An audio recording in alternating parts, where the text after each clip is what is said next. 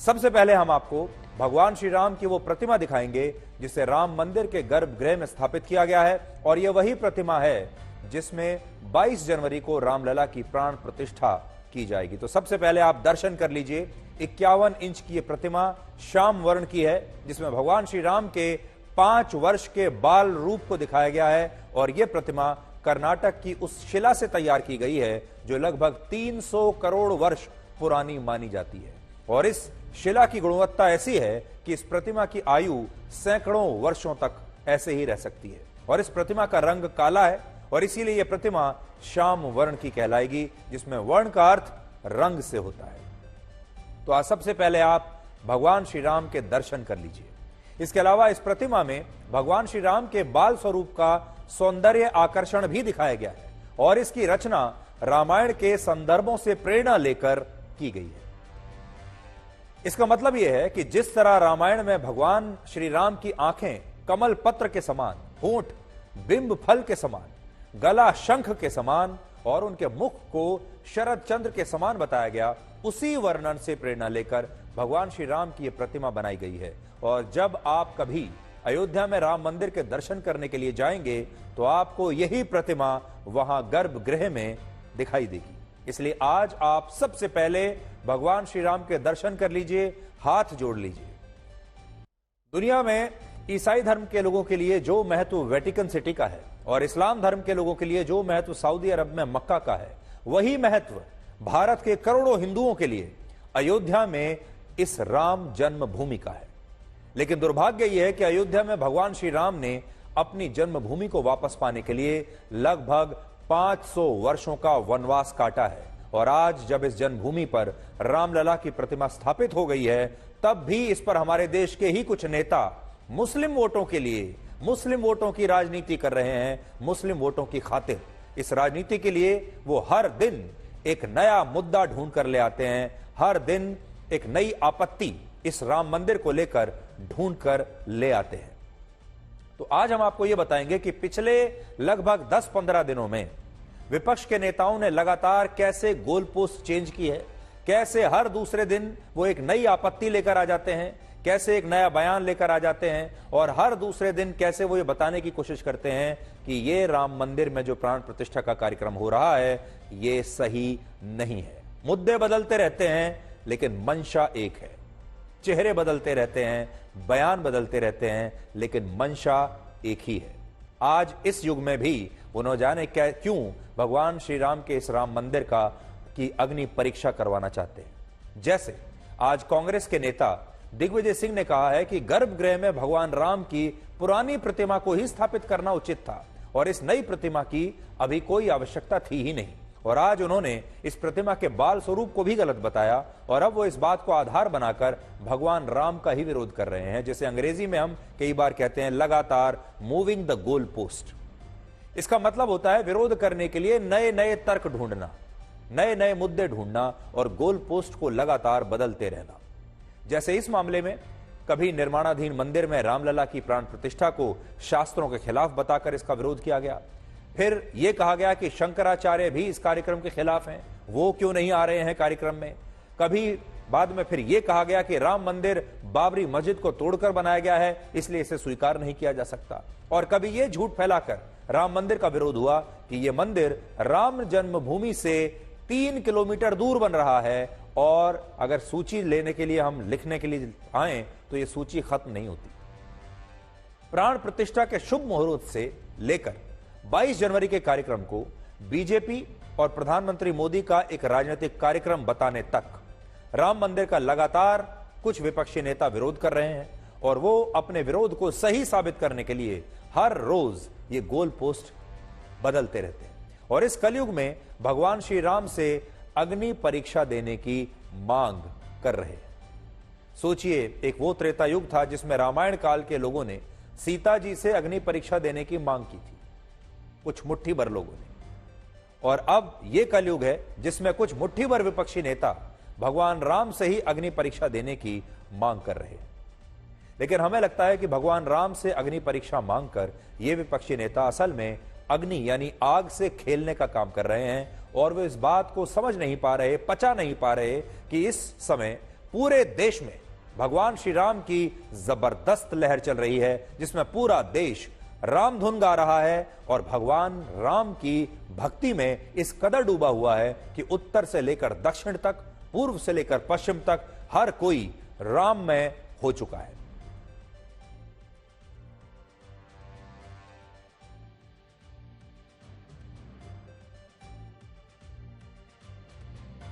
आप इस बात से ही अंदाजा लगाइए कि भारत में अकेले इंस्टाग्राम पर हर रोज राम मंदिर के बारे में 5 लाख से ज्यादा रील्स अपलोड हो रही हैं और शेयर हो रही है। देश भर में 22 जनवरी को दिवाली मनाने के लिए बड़े पैमाने पर तैयारियां चल रही हैं। 22 जनवरी को एक बड़ा उत्सव मनाने की तैयारी भारत कर रहा है, भारत के लोग कर रहे हैं।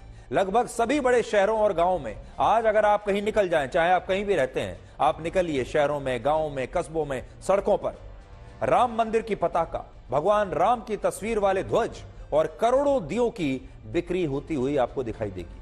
और भारत का लगभग हर शहर और हर गांव इस समय राम धुन गा रहा है। जैसे उत्तराखंड के देहरादून में क्लॉक टावर पर भगवान श्री राम की प्रतिमा को अंकित किया गया है। गुजरात के नवसारी में कुछ आदिवासी लड़कियों ने छोटे छोटे बेरों पर भगवान श्री राम का नाम लिखकर 22 जनवरी के लिए उत्सव मनाने के लिए विशेष माला बनाई है।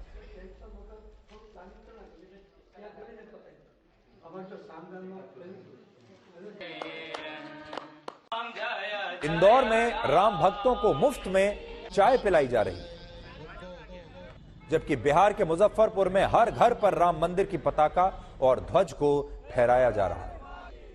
मुंबई के पास मीरा भयंदर में राम मंदिर की 80 फीट ऊंची एक प्रतिकृति बनाई गई है, यह आप देखिए।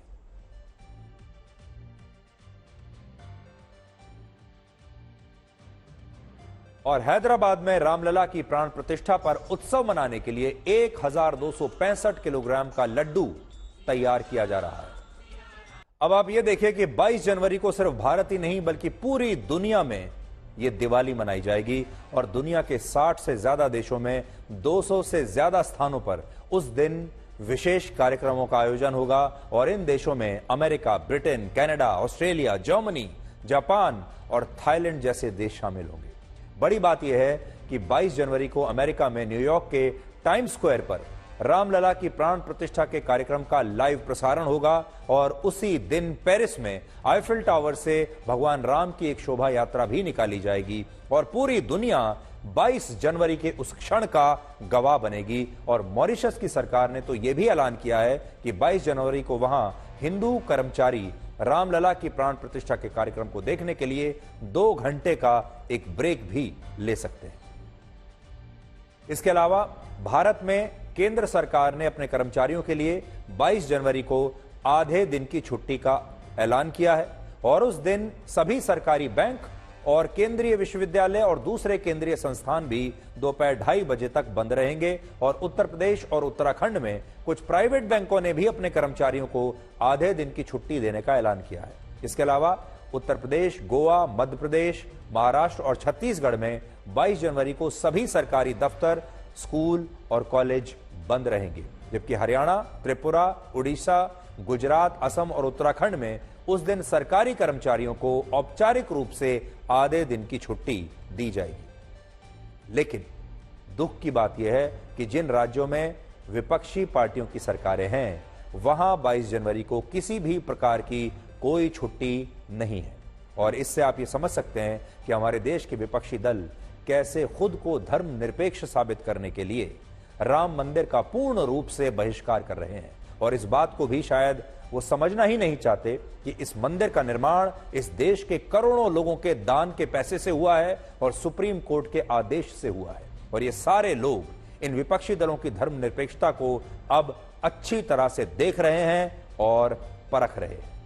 तो राम मंदिर को लेकर भी देखिए, भगवान श्री राम का ही ये देश 2 हिस्सों में बंट गया है।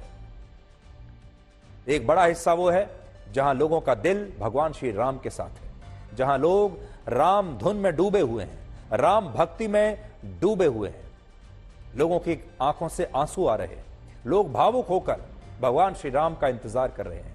और इसी देश में एक हिस्सा वो है जहां के लोगों ने विपक्षी दलों को वोट देकर चुना, आज विपक्षी दलों की सरकारें यह तय करने में लगी हैं कि जिन लोगों ने उन्हें चुना है, कम से कम उन राज्यों के लोगों को राम मंदिर जाने का, देखने का, इस कार्यक्रम में शरीक होने का शायद कोई अधिकार नहीं है, कोई हक नहीं है, इसलिए उन्हें छुट्टी नहीं दी जा रही।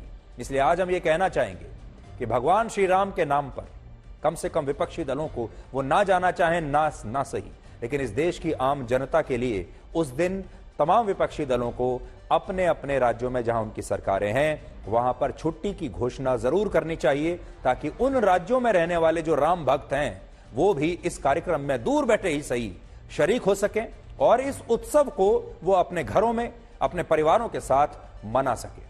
उत्सव मनाने से कम मत रोकिए, इस उत्सव से उन्हें वंचित मत कीजिए, ये हम कहना चाहेंगे देश के विपक्षी नेताओं को। थोड़ी देर पहले आपने देखा देश भर की जो तस्वीरें हैं, चाहे कोई शहर हो, कोई गांव हो, कोई सड़क हो, कोई मोहल्ला हो, हर जगह लोग राम भक्ति में डूबे हुए हैं। लेकिन सोचिए, हमारे विपक्ष के नेता इस लहर को देख ही नहीं पा रहे, इस जन सैलाब को वो देख नहीं पा रहे, इसे समझ नहीं पा रहे। कितनी बड़ी क्रांति इस देश में हो रही है, इसे वो समझ नहीं पा रहे। और ये जो देश है, ये आज आखिरकार अपनी पहचान को वापस पा रहा है, अपनी संस्कृति को वापस पा रहा है और उसे अपनी संस्कृति पर गर्व हो रहा है। हालांकि सोचिए, अगर ये विपक्षी दल अपने अपने राज्यों में भी 22 जनवरी को छुट्टी देने की घोषणा कर देते तो इससे उनका कद और बढ़ता। लेकिन इन विपक्षी नेताओं ने शायद मुस्लिम वोटों के लिए, अल्पसंख्यकों को खुश करने के लिए अब तक अपनी दूरी राम मंदिर से बनाकर रखी है और इससे दुखद कुछ और हो नहीं सकता। लेकिन आज हम इन विपक्षी राज्यों में रहने वाले लोगों के साथ पूरे देश के लोगों को यह बताना चाहते हैं कि उन्हें 22 जनवरी को किस तरह से अपने जीवन का यह सबसे बड़ा उत्सव मनाना चाहिए।